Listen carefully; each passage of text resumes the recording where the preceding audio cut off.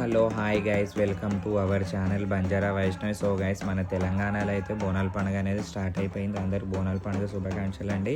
నాకు తెలిసిన ఒక ఇద్దరు శివశక్తులు బోనాలు తీస్తున్నామంటే పిలిచారండి. నేను పోయాను మన బలగంపేట ఎల్లమ్మ టెంపుల్కి అండి. మంగళవారం రోజు అయితే బలగంపేట ఎల్లమ్మ తల్లికి కళ్యాణం అయింది. నెక్స్ట్ డే ఏమో ఘటాలు అవి ఇవి బోనాలు అవి ఇవి తీశారండి. దాని తర్వాత అమ్మవారికి అయితే మంచి ఊరేగింపు చేశారు కాలనీలో. మనకు ఎంతో మంచిగా దర్శనం అయింది అమ్మవారిది.